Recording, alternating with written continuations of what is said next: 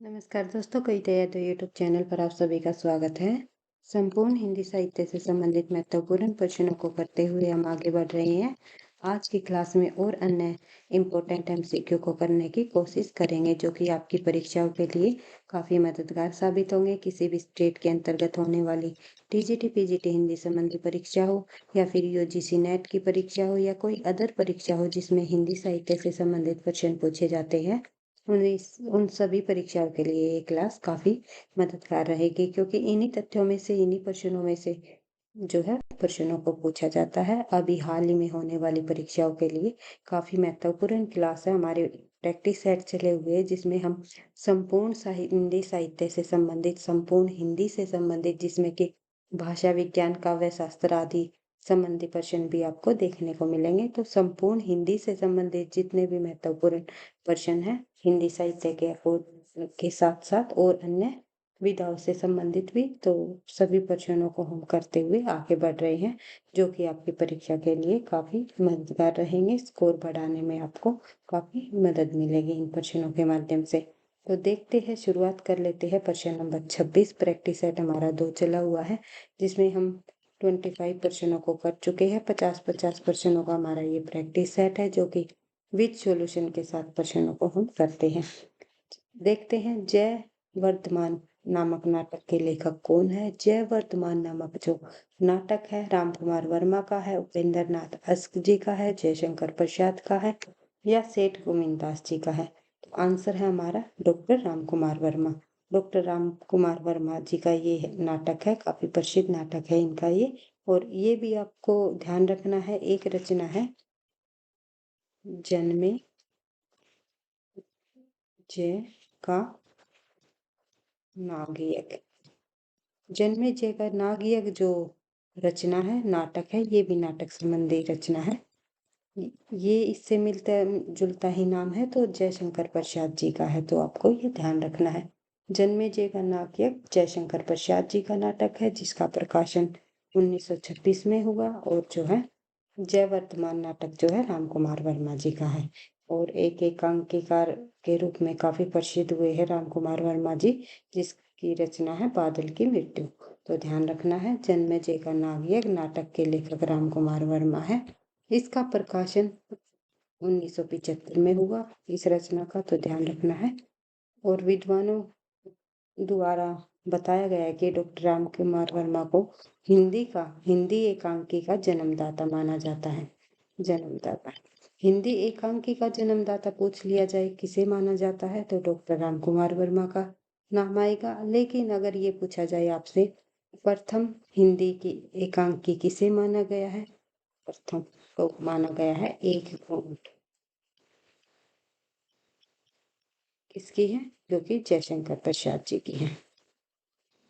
जन्मदाता रामकुमार वर्मा जी है, लेकिन प्रथम एकांकी पूछी जाए तो एक घूंट जयशंकर प्रसाद जी की रचना को माना गया है। इस तरह आपको तथ्यों को एक दूसरे से रिलेट करते हुए, बार बार रिवीजन करते हुए आगे बढ़ना है। तो देखते हैं प्रश्न नंबर 27। मुकुल नामक कविता संग्रह किस रचनाकार का है। मुकुल नामक कविता संग्रह जो है महादेवी वर्मा का है, माखनलाल चतुर्वेदी का है, रमेश्वर शुक्ल अंचल जी का है, या सुभद्रा कुमारी चौहान का है। तो आंसर है हमारा सुभद्रा कुमारी चौहान। सुभद्रा कुमारी चौहान की प्रसिद्ध रचना है, कविता संग्रह है मुकुल। तो ध्यान रखना है, मुकुल कविता संग्रह सुभद्रा कुमारी चौहान की कवि कविता संकलित की गई है इसमें, कविता संग्रह में मुकुल नामक। तो ध्यान रखना है, इसका प्रथम संस्करण 1930 में प्रकाशित हुआ। मुकुल रचना का प्रथम संस्करण कब प्रकाशित हुआ, किसकी रचना है, ये सभी तथ्य आपको याद रखने हैं। और इन सुभद्रा कुमारी चौहान की एक कविता संग्रह और याद रखनी है आपको, जिसका नाम है त्रिधारा, जो कि बार बार परीक्षाओं में पूछी जाती है। इंपॉर्टेंट है परीक्षा की दृष्टि से, ध्यान रखना है। आगे बढ़ते हैं प्रश्न नंबर 28 की तरफ। प्रश्न नंबर 28 में दिया गया है भाई, एक सेकेंड, चक्कर क्लब के रचनाकार कौन है। चक्कर क्लब नामक जो रचना है अमृतलाल नागर जी की है, पांडे बेचन शर्मा उग्र जी की है, यशपाल जी की है, या फिर बाल मुकुंद गुप्त की है। तो सही आंसर है हमारा यशपाल। तो यशपाल की रचना है चक्कर क्लब।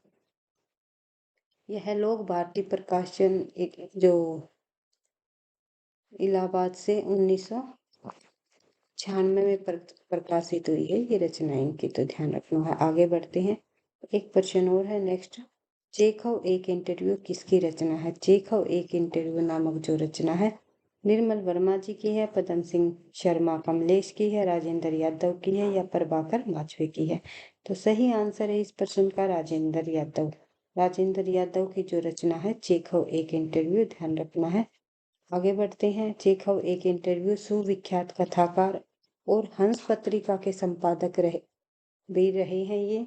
हंस पत्रिका का संपादन का कार्यभार भी राजेंद्र यादव जी ने संभाला है, लेकिन शुरुआत में हंस पत्रिका के संपादक जो है मुंशी प्रेमचंद जी थे, तो ये आपको ध्यान रखना है। बाद में राजेंद्र यादव ने भी जो है इसका कार्यभार संभाला है। एंटर चेखव 1860 1904 के बीच जो है 19वीं शताब्दी के लेखकों की कहानी को शिखर पर पहुंचा दिया है इन्होंने, जो पाश्चात्य विद्वान रहे हैं, और उनकी बराबरी का कहानी लेखक रूसी कथा साहित्य में विश्व में कोई नहीं माना जाता, दूसरा साहित्य नहीं है। तो आगे बढ़ते हैं नेक्स्ट क्वेश्चन, प्रश्न नंबर 30। जशोदा कहा कहो हो बात, तुम्हारे सूत के करतब मोह पे करत कहे नहीं जात, मुझसे तेरे सूत के अर्थात तेरे पुत्र के जो है कर्तव्य है, जो उसकी लीलाएं है, जो उसके नटखटपन की जो शरारतें हैं, वो मुझसे कही नहीं जाती। जसोदा से जो है शिकायत कर रही है अपने गोपी को। तो ये जो पंक्ति है ये किसकी है? जशोदा। सही है भाई, यशोदा भी कह सकते हैं हम, लेकिन जशोदा यहाँ पर तो ब्रज भाषा में जो ये रचनाएं लिखी थी उनका शब्द है। सॉरी भाई, अब ब्रज भाषा बोल रही हूँ, ब्रज भाषा में, ब्रज ब्रज भाषा में लिखी गई है, क्योंकि जितने भी कृष्ण काव्य धारा के कवि रहे हैं, कृष्ण काव्य, तो ये हमारा जो है ब्रज भाषा में लिखा गया, तो ये आपको ध्यान रखना है। सूरदास जी काफी प्रसिद्ध कवि रहे हैं ब्रज भाषा के, और साथ ही नंददास जी भी।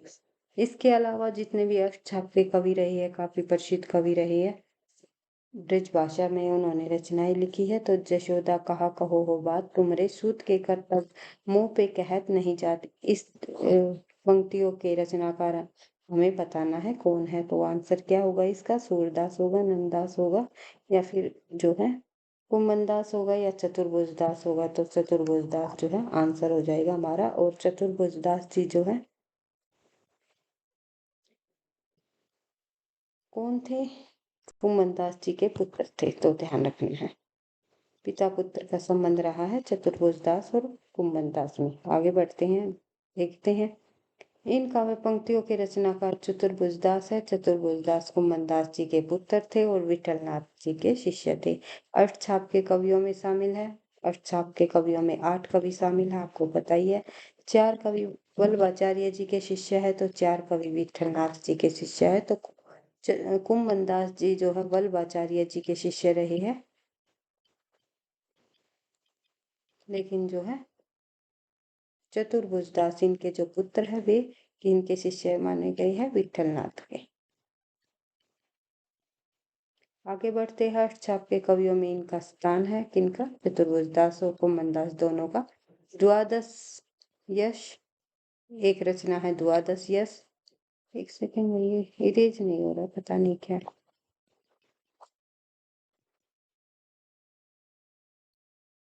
एक रचना है चतुर्भुज दास जी की द्वादश यश, जो कि परीक्षाओं में पूछी जाती है। एक रचना है इनकी भक्ति प्रताप। एक रचना है इम्पोर्टेंट हितजूप मंगल। हितजूप वो मंगल काफी बार पूछी जाती है, तो ध्यान रखना है। आगे बढ़ते हैं नेक्स्ट क्वेश्चन की तरफ। महात्मा गांधी के जीवन पर आधारित उपन्यास हमें बताना है। पहला गिरमिटिया, अभिज्ञान तोड़ो कारा तोड़ो, या मृत्युंजय। तो महात्मा गांधी के जीवन पर आधारित इनमें से कौन सा उपन्यास है? तो आंसर है हमारा पहला गिरमिटिया, जो कि गिरिराज किशोर जी की रचना है। आगे बढ़ते हैं, पहला गिरमिटिया नामक उपन्यास महात्मा गांधी के जीवन पर आधारित है, जिसके रचनाकार है गिरिराज किशोर। और नायक बताया गया है मोहनदास। कई बार पूछ लिया जाता है मोहनदास निम्नलिखित में से किस उपन्यास का नायक है, तो ध्यान रखना है पहला गिरमिटिया, जो कि गिरिराज द्वारा लिखा गया महात्मा गांधी के जीवन पर आधारित। मोहनदास जो है इसका नायक है। इन्होंने जो है गांधी की भूमिका निभाई थी। आगे बढ़ते हैं, नेक्स्ट क्वेश्चन। मौन भी अभिव्यंजना है, जितना तुम्हारा सच है उतना ही कहो। आजकल जो है कथन पंक्तियों से संबंधित भी काफी सारे प्रश्न पूछे जाते हैं, तो हर एक प्रकार के प्रश्नों को हमने करने की कोशिश की है प्रैक्टिस सेट के अंतर्गत। तो देखते हैं, मौन के इस रचनात्मक संदर्भ की अभिव्यक्ति अज्ञे ने अपनी किस काव्य कीर्ति में की है, तो मौन भी अभिव्यंजना है, जितना तुम्हारा सच हो उतना ही कहो। अगर ये पंक्ति पूछ ली जाए किस साहित्यकार द्वारा लिखी गई है, तो ध्यान रखना है अज्ञे जी की पंक्ति है ये। और मौन के इस रचनात्मक संदर्भ की अभिव्यक्ति अज्ञे ने अपनी किस काव्य कीर्ति में की है, तो इंद्रधनुष रोंदे हुए, ये आंसर होगा हमारा। आगे बढ़ते हैं, मौन भी अभिव्यंजना है, जितना तुम्हारा सच है उतना ही कहो। उपयुक्त पंक्तियां जितना तुम्हारा सच है कविता से ली गई है, तो ध्यान रखना है। और यह कविता एडिनबरा लंदन जो है रेल में 28 अगस्त 1955 को अज्ञे जी ने ही लिखा था। तो आपको ये ध्यान रखना है। ये पूछा जाता है कई बार परीक्षा में कि अज्ञे जी की जो वो रचना कौन सी है जो कि उन्होंने रेल यात्रा के दौरान लिख डाली, तो इस प्रकार पूछे जाते हैं। तो रेल में 28 अगस्त 1955 को अज्ञे जी ने जो रेल में जो रचना लिखी थी, तो जितना तुम्हारा सच है कविता सादा नीरा भाग 1 तथा इंद्रधनुष रोंदे हुए, इसमें ये संकलित है, तो आपको ध्यान रखना। आगे बढ़ते हैं, विद्रोहिणी अम्बा नाटक के रचयिता कौन है।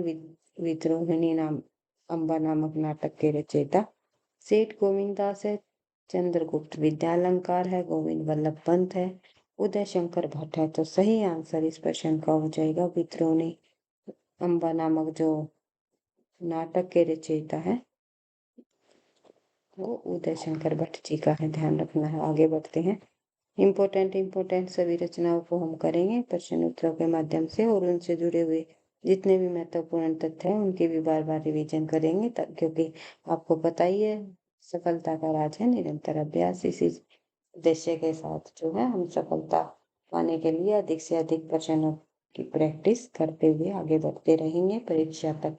तो आपको हमारे साथ जुड़कर या संपूर्ण हिंदी के प्रश्नों की बार बार रिवीजन अगर करनी है, तो हमारे साथ जुड़कर इस चैनल के माध्यम से कर सकते हैं। और वीडियो के अंत में जो है कमेंट भी आप अवश्य किया करो, कोई आपको प्रश्न कैसे लगे और अन्य प्रश्न आपको किस प्रकार के चाहिए, तो इस मैं जो है आपको कमेंट के अकॉर्डिंग लाने की पूरी कोशिश करूंगी। तो देखते हैं, विद्रोहिणी अम्बा नामक 1935 में प्रकाशित हुआ उदय शंकर भट्ट जी का एक पौराणिक नाटक है, जो कि नारी अस्मिता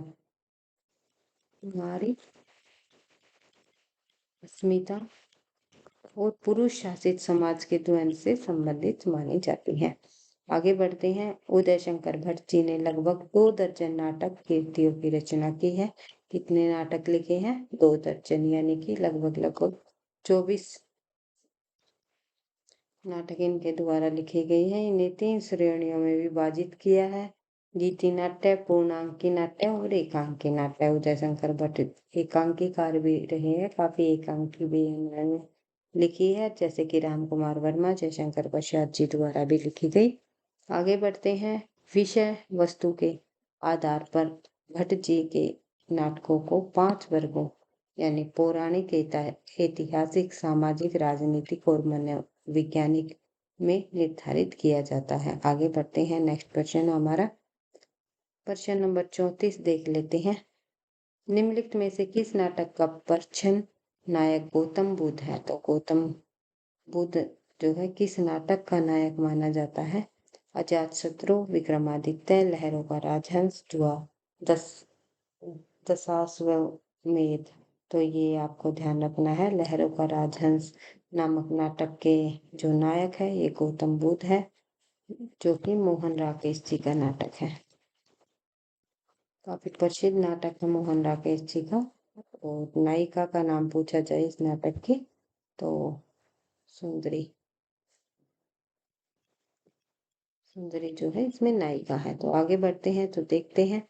मोहन राकेश की बात करें तो 1925 से में इनका जन्म हुआ। 1972 में इनकी मृत्यु हो गई। जीवन काल इतना रहा इनका। हिंदी साहित्य के आधुनिक युग के एक प्रमुख नाटककार के रूप में ये प्रसिद्ध रहे। इनके नाटकों को हम देख लेते हैं, एक बार रिवाइज कर लेते हैं। इनसे जुड़े हुए कुछ मुख्य मुख्य तथ्य। आषाढ़ का एक दिन 1958 में प्रकाशित यह इनका पहला और बहुत प्रसिद्ध नाटक माना जाता है। महाकवि कालिदास के जीवन पर आधारित नाटक है ये आषाढ़ का एक दिन। लहरों का राजहंस दूसरे नंबर पर आएगा भाई।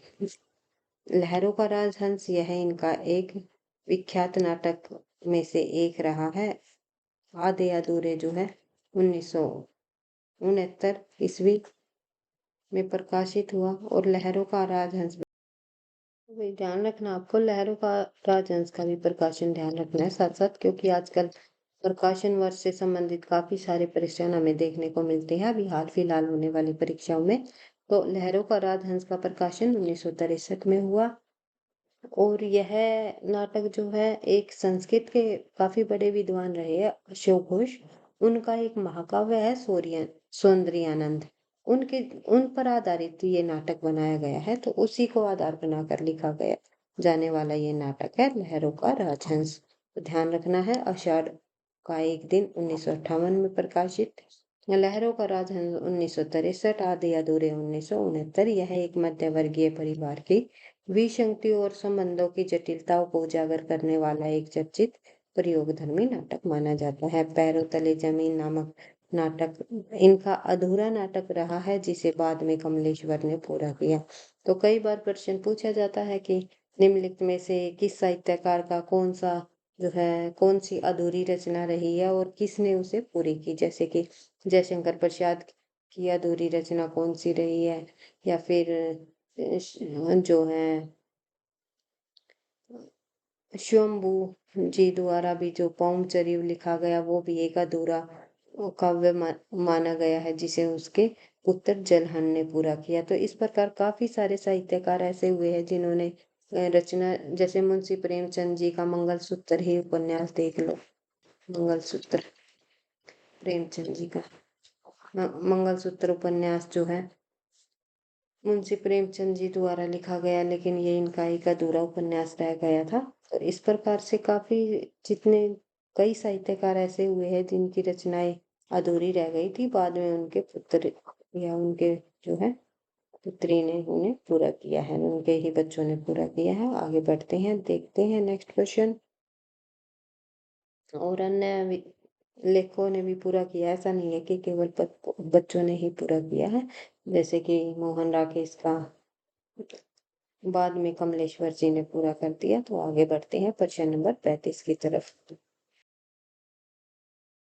यात्रा व्यर्थ के लेखक के रूप में इनमें से कौन प्रसिद्ध है? तो आप राजेंद्र यादव। इनमें से पूछा हुआ है भाई, वैसे तो आपको पता ही है हिंदी साहित्य में सबसे जो है प्रसिद्ध यात्रा वृत्तांत लेखक या यात्रा घुमक्कड़ शास्त्र जिन्होंने लिखा था, या घुमक्कड़ प्रवृत्ति के जो इंसान रहे हैं उनका नाम आता है राहुल सांसकटाया।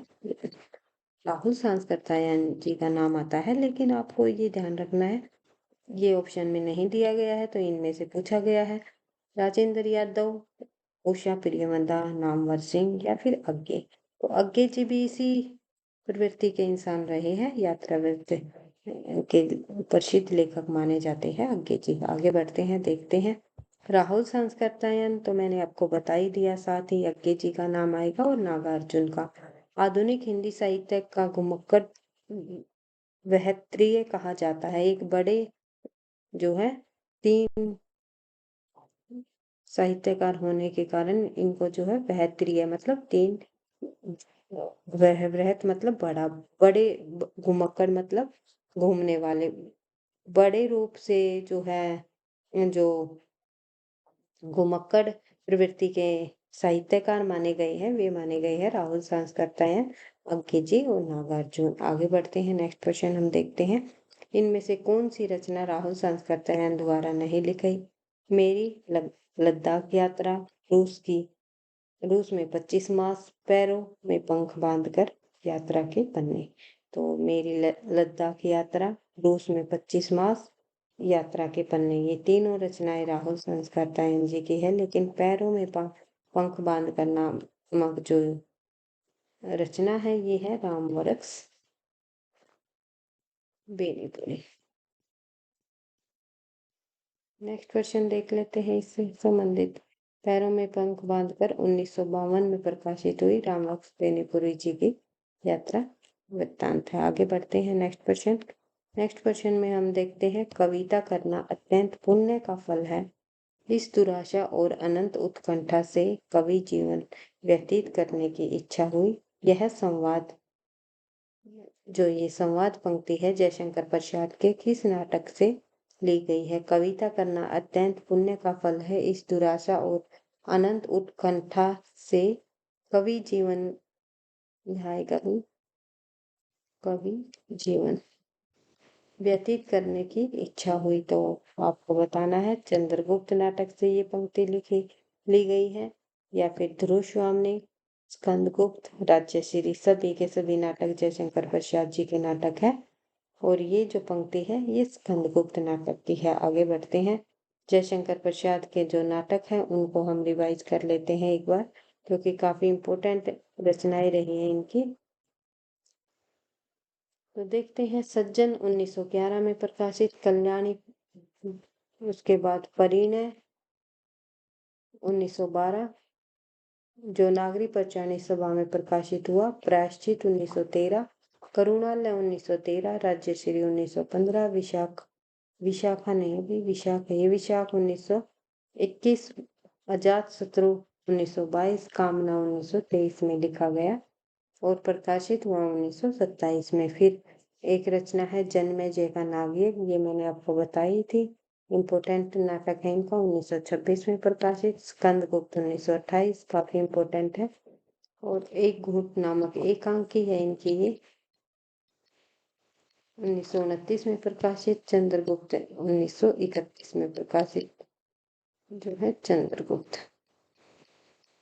इसके अलावा ध्रुव स्वामी 1933 में प्रकाशित अग्निमित्र इनका अपूर्ण जो है नाटक रहा है, अपूर्ण रचना रही है।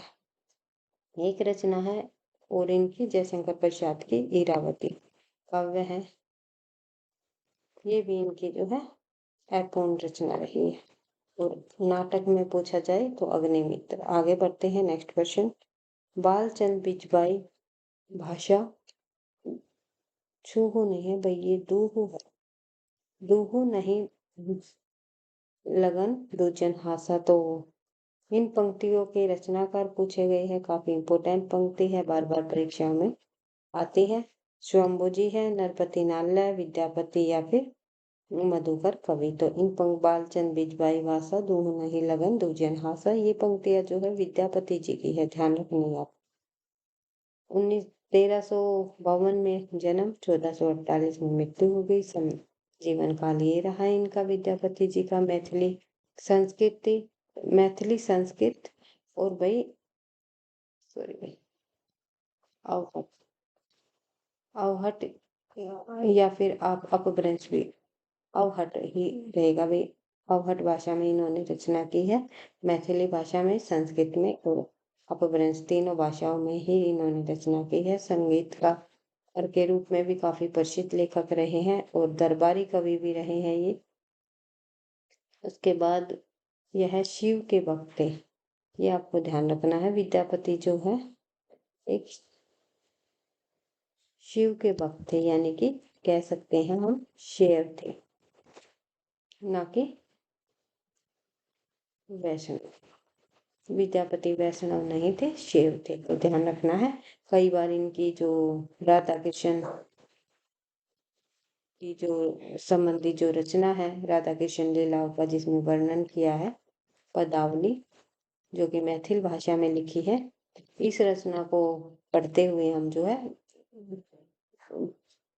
हमें जो है वैष्णव होने का भ्रम हो जाता है। एक कई बार हम समझते हैं कि विद्यापति ने राधा कृष्ण संबंधी रचनाएं लिखी है पदावली में, तो ये वैष्णव थे, वैष्णव नहीं थे, ये केवल शैव थे। तो ध्यान रखना है, शिव की भक्ति करते थे, लेकिन उन्होंने प्रेम गीत और भक्ति वैष्णव गीत भी लिखे हैं, गीत लिखे हैं, लेकिन पूरी तरह जो है वे शैव प्रवृत्ति के कवि रहे हैं। इन्होंने मैथिल कवि कोकिल या मैथिली के कवि कोयल के नाम से भी जाना जाता है, और अन्य भी उपाधियां इन्हें मिली है, कवि कंठाभरण की, अभिनव जयदेव की, पंचानन की। तो इस प्रकार से काफी उपाधियां इन्हें मिले हैं। मैथिल कोकिल आदि नामों से भी इन्हें जाना जाता है। विद्यापति का प्रभाव केवल मैथिली और संस्कृत साहित्य तक ही सीमित नहीं था, बल्कि अन्य पूर्व भारतीय साहित्यिक परंपराओं तक भी जो है था। तो ध्यान रखने हैं। आगे बढ़ते हैं। नेक्स्ट क्वेश्चन, प्रश्न नंबर 39। हिंदी साहित्य के इतिहास लेखन की परंपरा में मिश्र बंधुओं ने किस ग्रंथ द्वारा अपना महत्वपूर्ण योगदान दिया? तो मिश्र बंधुओं का ग्रंथ पूछा गया है साफ साफ तरीके से। तो देखते हैं मिश्र बंधु जी का जो ग्रंथ है। मिश्र बंधु तीन भाई थे भाई। कौन कौन? मिश्र बंधु जो है तीन भाई थे। तीन भाइयों ने जो मिलकर रचनाएं लिखी है मिश्र बंधु विनोद, उनकी रचनाओं का नाम है। शिव सिंह सरोज जो है शिव सिंह सेंगर ने लिखा है। हिंदी शब्द सागर भी नहीं, हिंदी साहित्य भी नहीं भाई, उनकी रचना है मिश्र बंधु विनोद, मिश्र बंधुओं द्वारा लिखी गई है। एक भाई है इनका श्याम बिहारी मिश्र।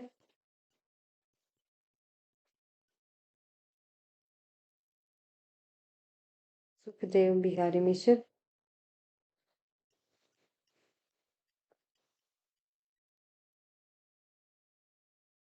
और एक है गणेश बिहारी मिश्र।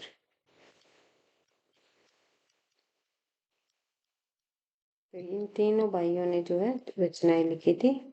उन्हीं की रचनाओं का जो एक मिलकर जो ग्रंथ बना था मिश्र बंधु विनोद। आगे बढ़ते हैं। नेक्स्ट क्वेश्चन की तरफ हम देखते हैं।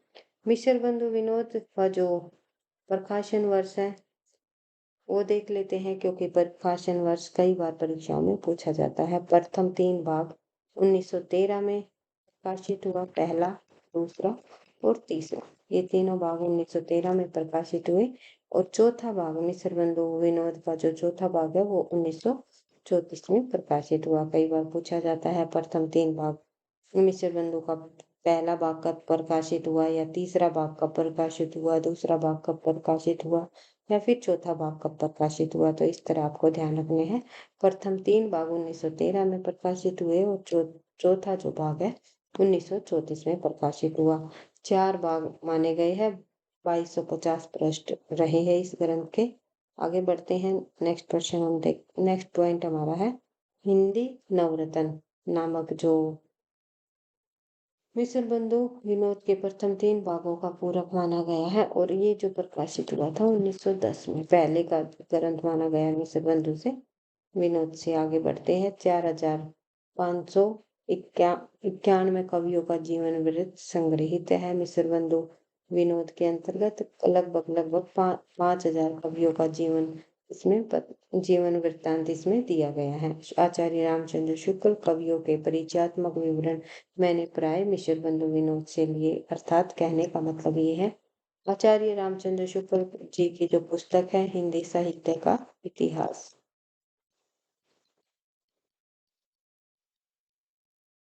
हिंदी साहित्य का इतिहास जो कि 1929 में प्रकाशित हुआ, उन्होंने अपने इस ग्रंथ में, इस पुस्तक में जो कवियों का परिचय दिया गया है वो कहाँ से लिया है? मिश्र बंधु विनोद रचना से।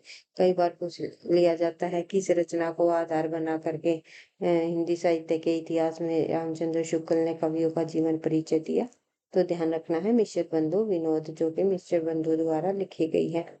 स्थान स्थान पर काव्यांग विवेचन है। तुलनात्मक पद्धति का अनुसरण करते हुए कवियों की श्रेणियां बनाने का प्रयास किया गया है इस ग्रंथ में। देव बिहारी विवाद को इसमें जन्म दिया है। अगले 10 वर्षों तक ये चर्चा का विषय भी रहा। अनेक अज्ञात कवियों को ये प्रकाश में लेकर के आए। आगे बढ़ते हैं। नेक्स्ट क्वेश्चन हमारा हिंदी साहित्य का आरंभ 693 से मानने वाले इतिहासकार कौन है? तो 693 ईस्वी से जो है हिंदी साहित्य का आरंभ मानने वाले विद्वान रामचंद्र शुक्ल है, राम कुमार वर्मा है। इसके अलावा हजारी प्रसाद द्विवेदी है या फिर डॉक्टर नगेंद्र जी है। तो आंसर है हमारा सही राम कुमार वर्मा। राम कुमार वर्मा ने हिंदी साहित्य का आरंभ जो है 693 ईस्वी से माना है। तो राम कुमार वर्मा जी का जो आलोचनात्मक ग्रंथ है उसका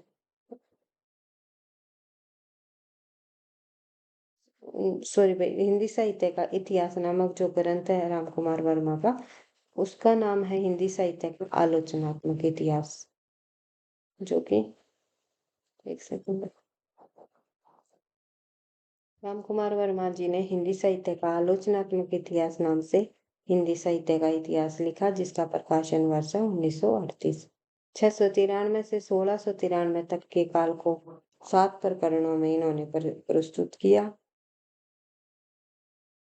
जैसे कि संधि काल, चारण काल, भक्ति काल की अनुकरणिका, भक्ति काव्य, राम काव्य, कृष्ण काव्य, प्रेम काव्य, ये सभी इनके जो है कालखंड रहे थे। रामचंद्र शुक्ल की मान्यताओं को इन्होंने दोहराया है। आदिकाल को भी इन्होंने 2 भागों में बांटा है, संधि काल और चारण काल। उसके अलावा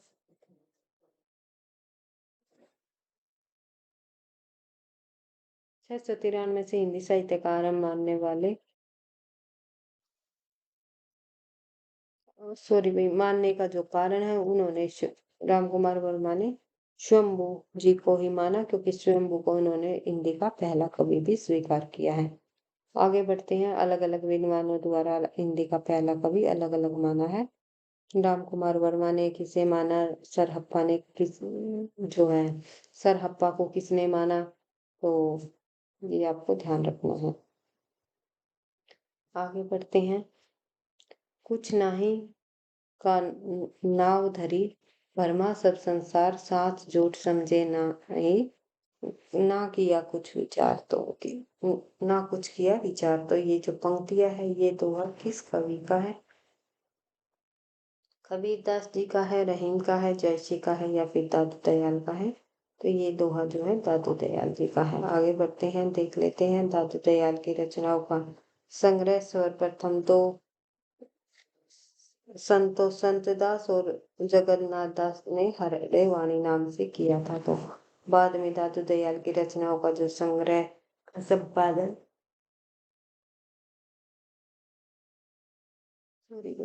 रज्जब ने अंगवधु नाम से किया था। क्या रज्जब ने किस नाम से? अंगवधु। अंगवधु नाम से जो है दादू दयाल की रचनाओं का संकलन किसने किया? रज्जब ने किया। हरड़े वाणी नाम से किसने किया दादू दयाल की रचनाओं का संकलन? तो एक संतदास कवि हुए हैं और एक हुए हैं जगन्नाथ जगन्नाथ। तो ये आपको ध्यान रखना है।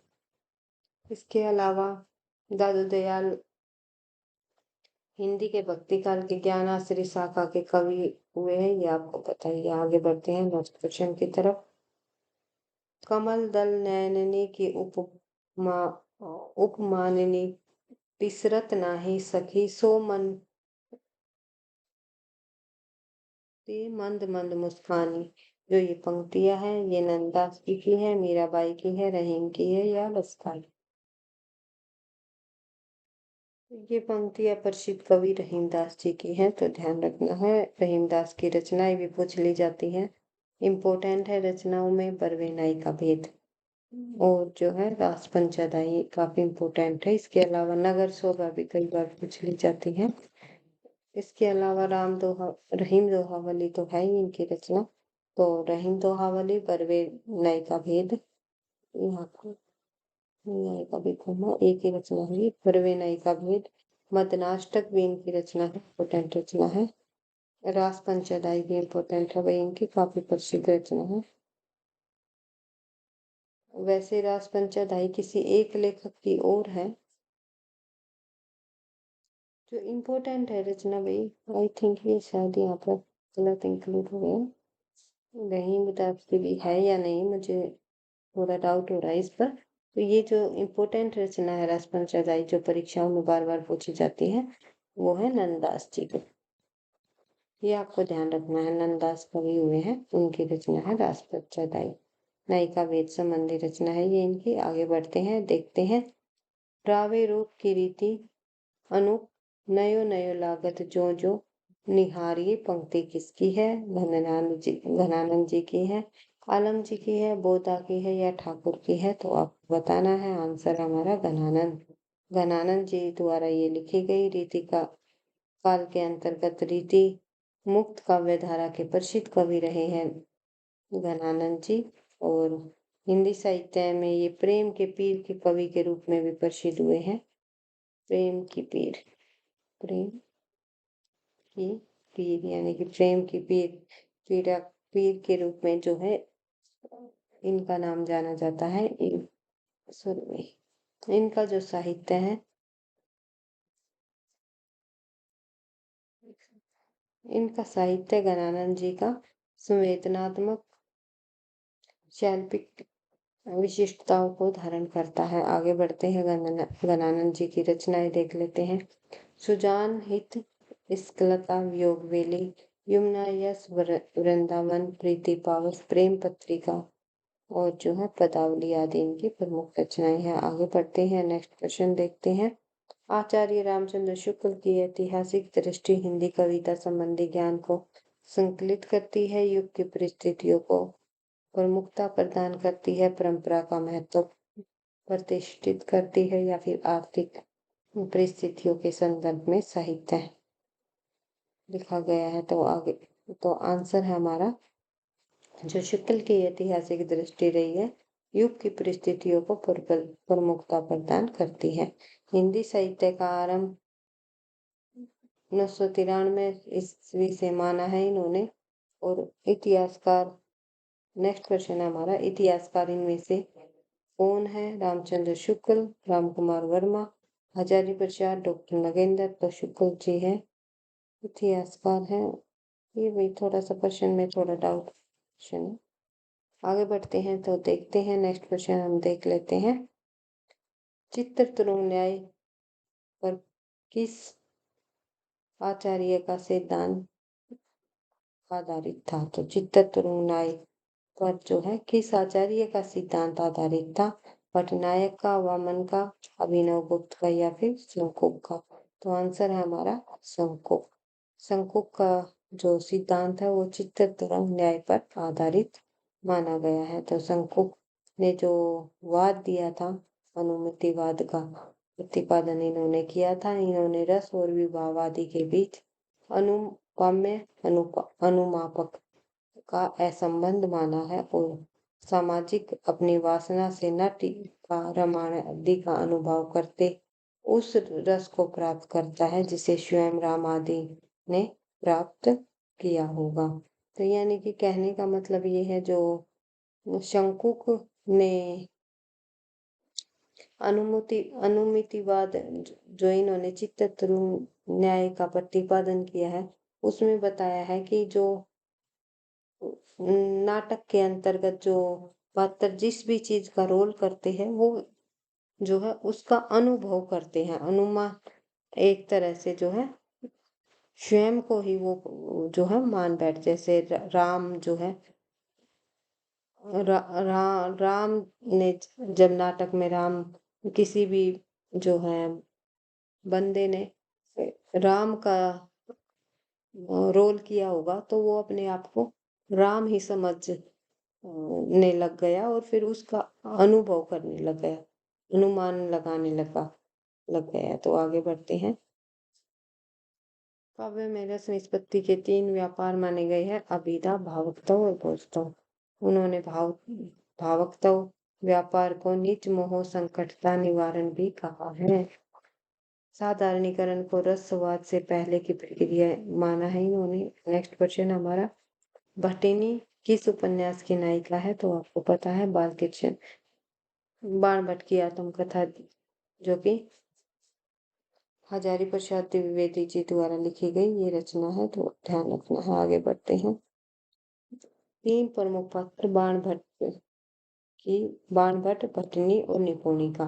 बाणभट्ट की आत्मकथा रचना के हैं 3 प्रमुख पात्र। तो ये आपको ध्यान रखनी है। बाणभट्ट भटनी और निपुणिका। बाणभट्ट की आत्मकथा 1946 में प्रकाशित हजारी प्रसाद द्विवेदी का प्रसिद्ध नाटक है। और उत्पाद प्रेम और सम्राट हर्षकालीन व्यवस्थाओं पर ये केंद्रित रहा है। चित्रलेखा जो उपन्यास है 1934 में प्रकाशित भगवती चरण वर्मा जी का है। पाप और पुण्य के नैतिक प्रश्नों पर यह आधारित है। इस उपन्यास में फ्रेंच उपन्यासकार अन्ना तोले के उपन्यास थाया का प्रभाव माना जाता है। आगे प्रश्न है प्रश्न नंबर 48। निम्नलिखित में से कौन सा मोहन राकेश का नाटक नहीं है? इनमें से लहरों का राजहंस, संसार का एक दिन, आधे अधूरे, तीनों नाटक मोहन राकेश जी के हैं। अंधा युग जो नाटक है ये मोहन राकेश का नहीं है, धर्मवीर भारती जी का नाटक है। तो ये आपको ध्यान रखना है। आगे बढ़ते हैं। नेक्स्ट क्वेश्चन देखते हैं। मोहन राकेश के 3 नाटक हमने पहले भी देख लिए थे। आषाढ़ का एक दिन 1958 में प्रकाशित, लहरों का राजहंस 1963 में प्रकाशित, आधे अधूरे 1969 में प्रकाशित। उसके अलावा अंधा युग जो है धर्मवीर भारती का नाटक है। और हिंदी काव्य नाटक है, एक ये गीति काव्य है और 1955 में ये प्रकाशित हुआ। तो किस प्रकार का नाटक है तो ये पूछा जाए तो ये गीति नाट्य है। आगे बढ़ते हैं। नेक्स्ट क्वेश्चन हम देखते हैं। झूठा सच में किस शहर का वर्णन नहीं है? जलंधर, कानपुर, लखनऊ, नैनीताल। तीनों शहरों का वर्णन है, जलंधर, लखनऊ और नैनीताल। लेकिन कानपुर का जो है वर्णन झूठा सच उपन्यास में नहीं है। झूठा सच उपन्यास जो है किसका उपन्यास है ये आप बताइए। झूठा सच जो उपन्यास है यशपाल जी का उपन्यास है। किसका है? यशपाल जी का है। और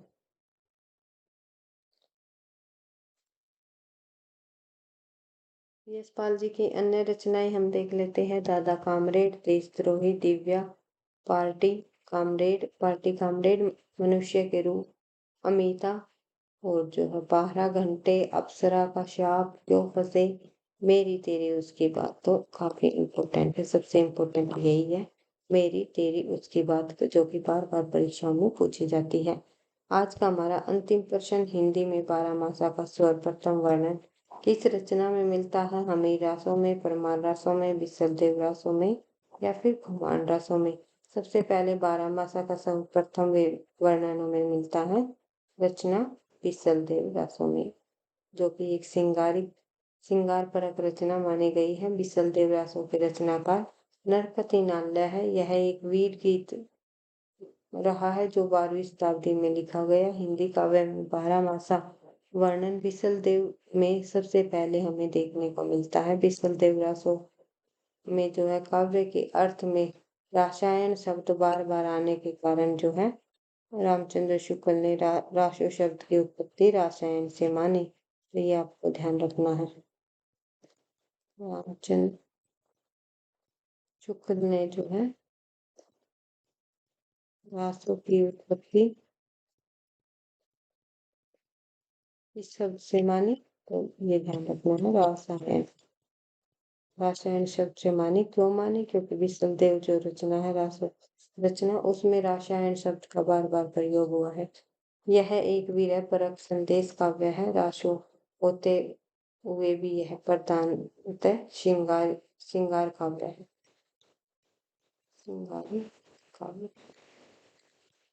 आज की क्लास में केवल इतने ही प्रश्नों को करेंगे। नेक्स्ट क्लास हमारे नेक्स्ट प्रैक्टिस सेट से शुरू होगी। प्रैक्टिस सेट हमारा 3 रहेगा, जिसमें और अन्य महत्वपूर्ण प्रश्नों को तथ्यों की रिवीजन हम करने की कोशिश करेंगे। तथ्यों की बार बार रिवीजन और निरंतर अभ्यास ही आपको सफलता दिलाएगी। सफलता का राज है निरंतर अभ्यास। इस उद्देश्य के साथ हम जो है आगे बढ़ते हुए अपनी तैयारी को धीरे धीरे जो है सफलता की तरफ ले जा रही है। तो आज की क्लास में इतना ही। एक बार अंत में फिर से मैं कहना चाहूंगी, वीडियो पसंद आई तो लाइक करना, दोस्तों के साथ शेयर करना, चैनल पर पहली बार हो तो सब्सक्राइब कर लेना ताकि नोटिफिकेशन आपको समय पर मिलता रहे। पढ़ते रहना, आगे बढ़ते रहना। Thank you.